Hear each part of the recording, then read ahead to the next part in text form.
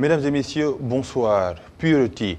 Son habit blanc et son chapelet entre ses mains ne sont que l'expression visuelle. Sainteté. Le saint homme adorait le prophète. La prière sur le meilleur des hommes était l'ascenseur spirituel qui lui a permis d'être en contact direct avec le divin. Scientificité et piété. Il a déconstruit les pensées. Il a lutté contre l'assimilation culturelle. Sa science et son savoir s'agrègent à son ouverture et sa tolérance. Une voie, celle qui mène au bon Dieu. Le guide religieux l'a toujours emprunté. Sa plume n'a pas dérogé à ses règles. Une voie d'intercession, la voix même d'intercession du prophète dans la poésie de l'âge Malissi. L'ouvrage au menu de belles lignes avec l'auteur Seydi Djamil Niane qui est l'invité de votre émission préférée. Seydi Djamil Niane, bonsoir et bienvenue.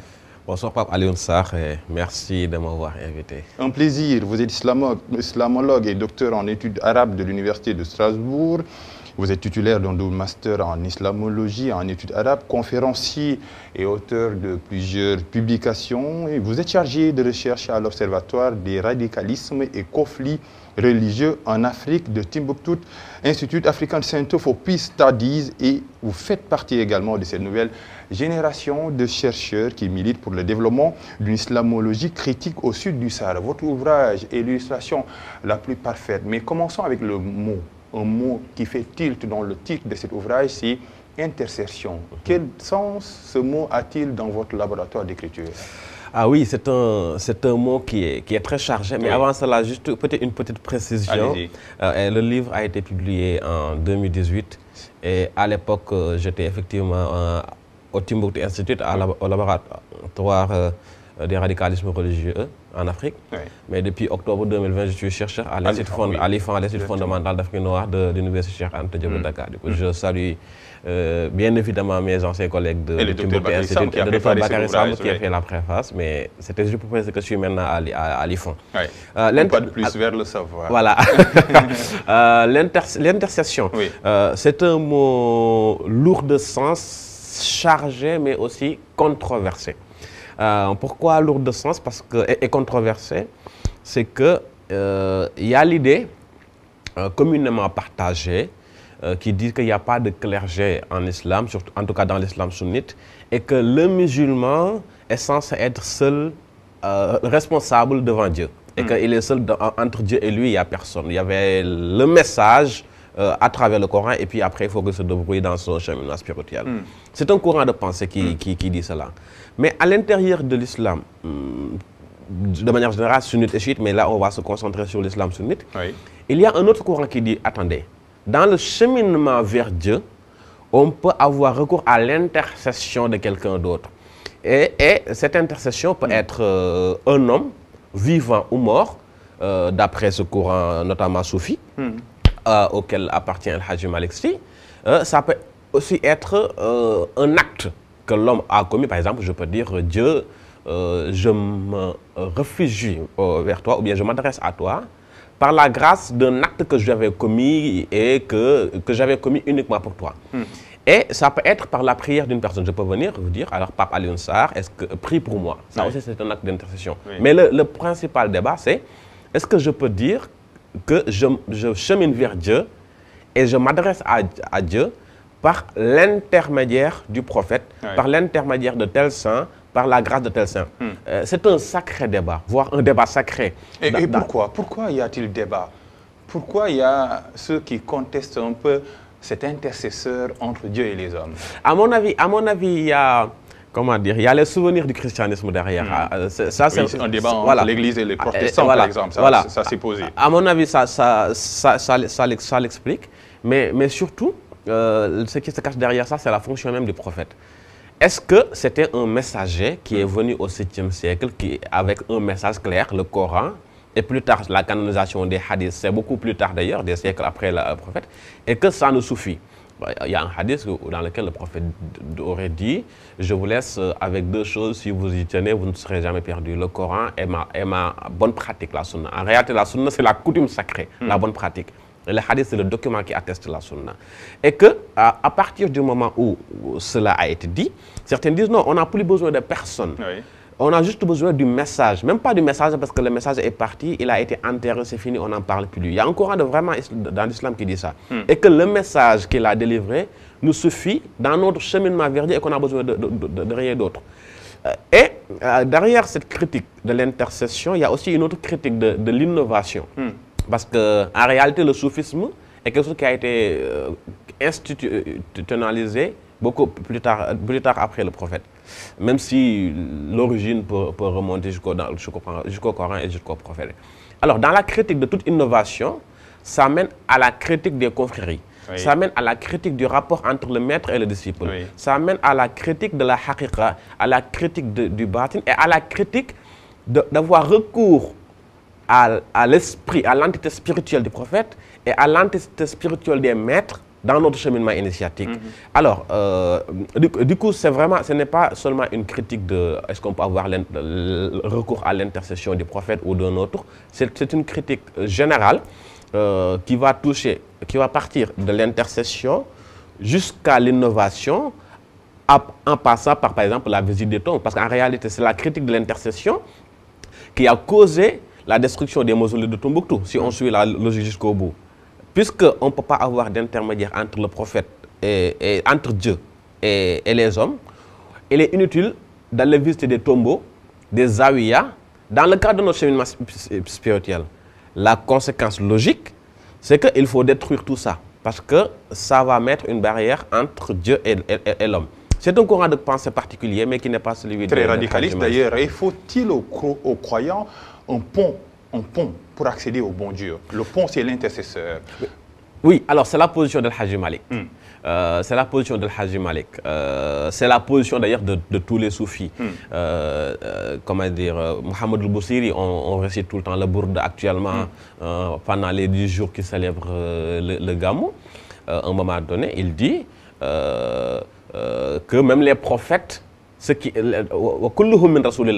voilà, même tous les prophètes, en réalité, ont puisé dans l'océan du prophète. Oui. En réalité, la lumière mohammedienne, c'est cette fameuse lumière mohammedienne qui a été la source même de toutes les connaissances, de toutes les sagesses universelles.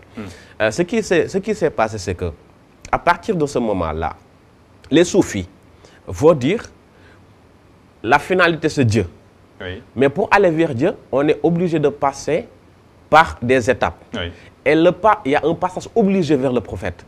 D'où les 1000 et 1000 vers de Cheikh Ahmadou Bamba qui parlent que du prophète. Quand on lit, on a l'impression qu'il n'y a que le prophète dans cette vie. En réalité, El-Hadji Malick et tous les grands soufis s'inscrivent dans cette même dynamique. Parce qu'ils comprennent que sans passer, pas le prophète humain enterré, ça c'est autre chose, c'est la matière. Mais l'entité spirituelle du prophète, ce Mohammed cosmologique, métaphysique, qui transcende le Mohammed historique du 7e siècle, il faut passer par lui parce qu'il part du principe que lorsque Dieu a voulu créer l'univers et le monde, il ne l'a pas créé directement comme ça. Il a d'abord puisé de sa propre lumière divine et a créé une autre lumière. Ils disent que c'est la lumière du prophète. L'Ancien Testament dit que pour que le monde soit, Dieu a dit que la lumière soit et la lumière fut. Oui. Les soufis disent qu'en fait cette lumière, c'est la lumière du prophète et que toutes les prophéties, depuis Adam jusqu'au dernier, qui est le prophète Mohammed sallallahu alayhi wa sallam, ont été des manifestations de cette lumière. Et puisque c'est cette même lumière qui a été à l'origine du monde, Al-Hadji Malick dit dans Khilas, les univers microcosmiques et les univers macrocosmiques sont des reflets de cette lumière. Il faut passer par cette lumière pour aller vers cette origine. Et cette origine, c'est la fitra, cette nature, ce que René Guénon appelait la nature primordiale de l'homme, où quand on y arrive, là, c'est lui qui est. Et là, il n'y a plus que Dieu. Mais il faut passer par cette lumière mohammedienne. Et El-Hadji Malick Sy ne déroge pas à ces règles, on l'a dit, avant de parler de sa poésie, parlons d'abord du poète. Le poète que vous décrivez comme étant un enseignant intellectuel, mais également un producteur littéraire. Ah oui. Alors, nous le problème au Sénégal, c'est que ce qui est terrible, c'est qu'aujourd'hui, si vous sortez dans la rue, vous croisez 1000, 100, prenons ça comme ça, 100 Tidjane qui se réclament de l'Hadji Malick Sy, et vous demandez à ces 100 de vous citer 10 productions de l'Hadji Malick Sy. C'est vrai. J'en connais. Et pour tous les grands. Pour toutes les confréries. Comme là, on est en train de parler de l'Hadji Malick, je l'ai pris comme oui. exemple. Mais c'est vrai aussi pour toutes les religions. Alors, ce qui est plus grave, c'est que si quelqu'un est affilié à cette voie, il pense qu'il n'y a que cette voie et il ne lit pas les autres. Ça, c'est un autre problème. Les frontières entre les différentes confréries. C'est pour ça que j'appelle à une déconfrérisation des œuvres. Pas les voies, parce que les voies mènent à Dieu, mais des œuvres pour que ces œuvres soient parce que la science n'a pas de frontières. Un patrimoine. Al-Hajji Malick Sy est un savant, enseignant. C'est pour ça que beaucoup d'analystes qui ont travaillé sur lui se sont trompés dans Vous parlez de Rawane Baye, par exemple. Oui. Dans ses œuvres. Rawane Baye a fait un travail monumental. Oui. Même il y a comment il s'appelle? Il y a David Robinson. David Robinson parle de Hajji Malick Sy en tant que teacher in the New Colonial Order. Oui. En disant que c'était un enseignant. Oui. Parce que sa stratégie, ce que j'appelle l'islamisation par la décentralisation, a occulté la dimension soufie de l'homme. Et ce qui fait que même Rawane Baye, dans ses œuvres, il va beaucoup s'intéresser à Al-Hajji Malick en tant qu'enseignant, à Al-Hajji Malick en tant que quelqu'un qui a produit, qui a écrit, qui fait bien et et pas assez peut-être à Al-Hajji Malick en tant que quelqu'un qui va produire dans un soufisme pur classique. C'est normal, l'œuvre de Rawane est pionnière, et quand on est pionnier, on ne peut pas aller dans toutes les dimensions. D'ailleurs, vers la fin de sa thèse, il disait qu'il appelait à ce qu'il y ait des études beaucoup plus poussées. Alors, c'est un producteur. Il a écrit dans tous les domaines. Tout le monde l'associe au prophète, ce qui est normal. C'est Khilaz Zahab, c'est la Nounia, c'est Abada Aboudouk, c'est beaucoup de poèmes. Mais en réalité, El-Hajji Malick a même écrit sur la didactique de l'apprentissage. Comment il faut étudier, quelles sont les matières qu'il faut apprendre, qu'il faut privilégier, comment il faut choisir le maître d'apprentissage, pas le maître, même la maître initiatique aussi, il nous explique comment il faut le faire. Quelles sont les conditions d'acquisition du savoir? Et ça, je le disais hier à un ami, je dis que, par exemple, il dit qu'il faut 7 choses pour avoir la connaissance. Hirsun, il faut avoir l'envie. Oui. Si quelqu'un qui n'a pas envie d'apprendre, ce n'est pas la peine de le forcer. Zakaoun, l'intelligence. Et je me dis, est-ce qu'il n'est pas en train de nous dire que l'enseignement pour tous serait une aberration? Parce qu'il y a des gens qui ne sont pas faits pour aller dans les universités. Et que notre système primaire, secondaire, université est une aberration. Et parce que ce n'est pas, tout le monde est intelligent, mais tout le monde n'est pas fait pour les mêmes choses. Et qu'il peut-être il faut aller vers cette intelligence. Wastibaron, l'endurance. Les gens aujourd'hui, il suffit qu'il y ait quelque chose et tout le monde sort dans la rue, ça brûle partout. Il faut être endurant. Boulghatoun, il faut avoir de quoi manger. Il était contre la mendicité. Oui. Les gens, ce qu'on appelle les enfants des rues, ce qui est un mauvais terme, les enfants dans la rue, parce que la rue n'a pas d'enfants. Boulghatoun. Irshad Oustaz, il faut avoir un bon maître. Il nous mettait en garde contre les autodidactes qui ont lu peut-être ainsi par les Zarathustra et qui se prennent pour des Nietzscheens. Ça ne suffit pas. Il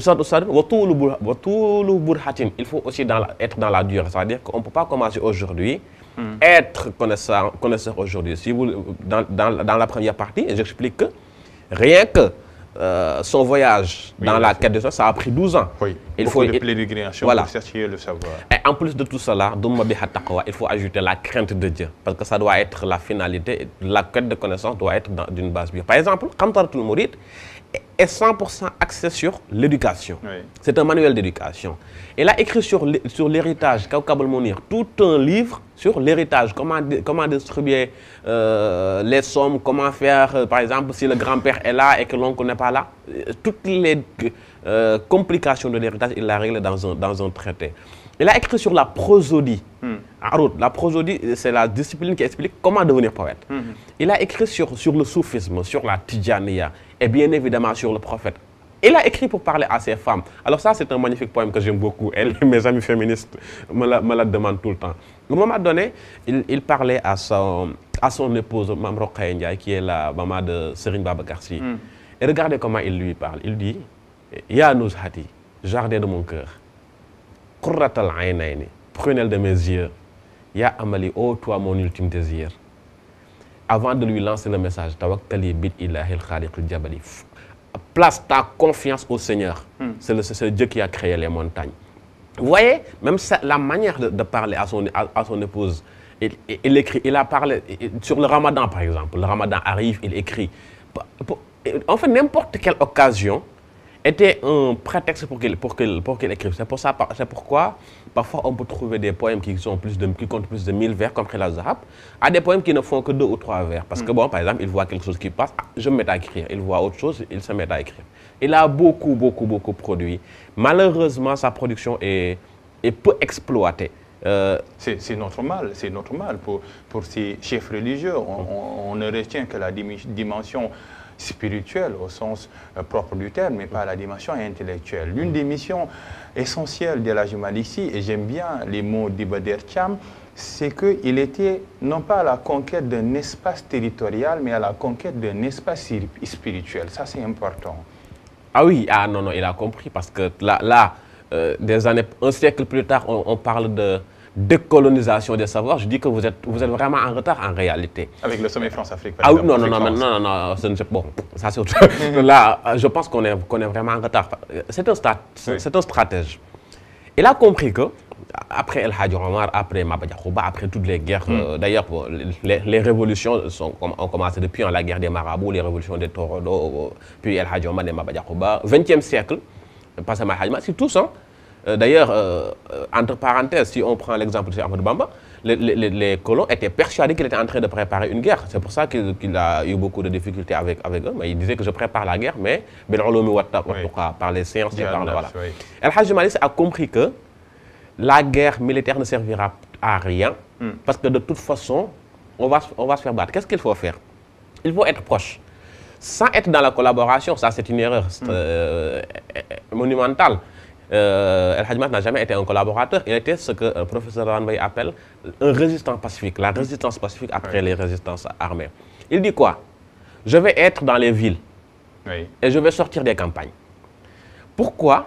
Parce que pour aller partout où il y a l'administration coloniale, je vais être là-bas. Partout où il y a un tribunal colonial, il y aura une zawiya. À son époque, il était, si ce n'est le seul ou le rare à avoir zawiya à Saint-Louis, zawiya à Tivaouane, zawiya à Dakar. C'était sa stratégie. Et du coup, il y a déjà ce marquage territorial, mais la conquête des esprits par une autre stratégie que j'appelle islamisation par la décentralisation. Qu'est-ce que ça veut dire? Ils appellent les gens à Saint-Louis, à Ndiarné, à Tivaouane.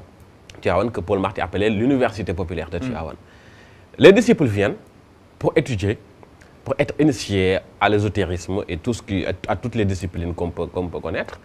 Après, il leur dit, rentrez chez vous et repartez, ne restez pas ici.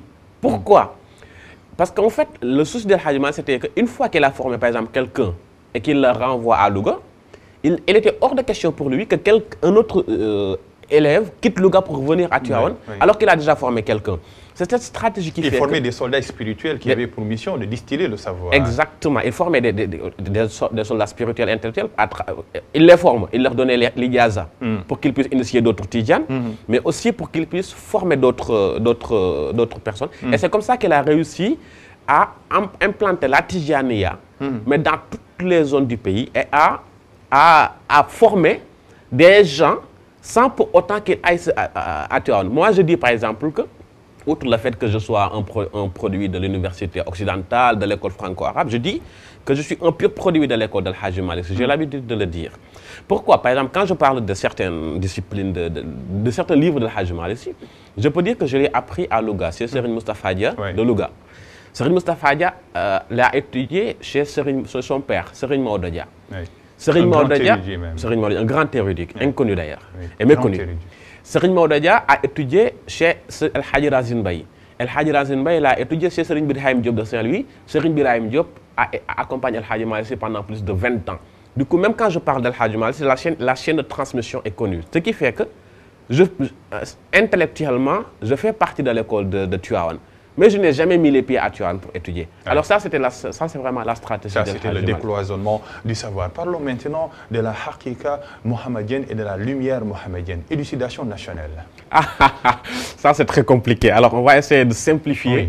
La haqiqa mohammedienne, c'est dire quoi? C'est un débat qui consiste à dire que, au-delà du Mohammed historique, né en Arabie et décédé en 632 à Médine, il y aurait un Mohammed métaphysique, un Mohammed spirituel.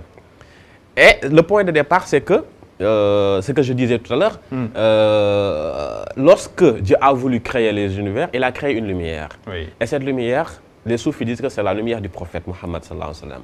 Et que c'est à partir de cette lumière que Dieu a créé le monde. Oui. Ce qui fait que le monde en soi est une manifestation de la lumière mohammedienne.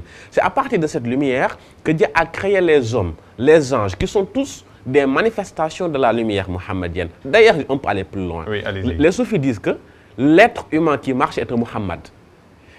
Parce que si ceux qui lisent l'arabe, écrivez Mohammed comme ça en vertical. Le mim, c'est la tête. Le ha, les deux mains symbolisent le ha. Le ventre symbolise l'autre mime et les deux pieds symbolisent le dal. Du coup, on a même l'être humain qui marche est un Mohammed dans sa forme. Ce qui fait que certains disent que si jamais quelqu'un doit aller en enfer, il va avoir une autre forme, mais pas la forme actuelle de Mohammed. Alors, Mohammed, du coup, cette lumière aussi, cette réalité métaphysique est la base des connaissances. Oui. Que ce soit rationnel, intellectuel, philosophique, mathématique, tout ce qu'on veut. D'ailleurs, à l'époque du prophète, il y avait un certain Owais al-Qarni qui était un yéménite mystérieux qui disait depuis Yémen, moi je sens le parfum du prophète et qu'il n'a jamais rencontré. À un moment donné, il y a deux compagnons qui étaient allés au Yémen, je pense que c'était Ali et Abou Bakr, et c'était Ali. Et il leur dit, mais vous n'avez jamais vu le prophète. Il dit, mais non, on vit avec le prophète. Non, celui que vous avez vu, c'est Mohammed ibn Abdullah. Mais le vrai Mohammed, vous ne l'avez jamais vu. Et quelques années plus tard, Abu Yazid al-Bistami, un grand métaphysicien et mystique soufi, dit, j'ai plongé dans les océans des connaissances, oui, cherchant à appréhender la lumière mohammedienne, mais je me suis rendu compte qu'il y avait entre cette réalité et moi plus de 1000 voiles de lumière. Et si je m'étais approché du premier voile, je serais brûlé tel du cheveu jeté sur le feu.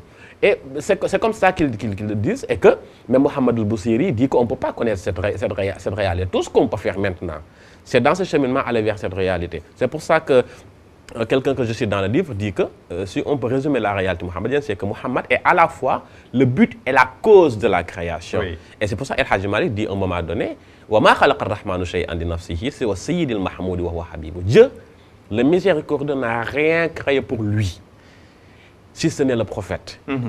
Et qu'il a créé le reste de la créature pour rendre hommage au prophète. Alors ça, on va me dire que c'est en contradiction avec un verset du Coran qui dit que Dieu n'a créé les hommes et les anges que pour qu'ils soient adorés. Alors, il n'y a pas de contradiction, mais il y a un paradoxe.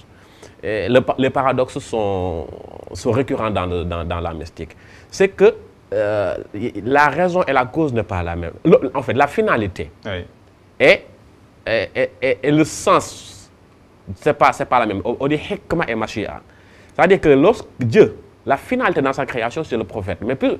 C'est le prophète. Mais à partir du moment où on est là, on est aussi là pour rendre service à l'homme, pour être aussi dans la quête de ce Seigneur. Et dans la quête de ce Seigneur, il faut l'adorer. La meilleure façon de l'adorer pour les soufis, c'est de prier sur le prophète, c'est de rendre hommage au prophète à travers l'éloge, à travers la prière sur le prophète, à travers le gamou et à travers... Et là, Jumanessi écrit des mots extrêmement magnifiques.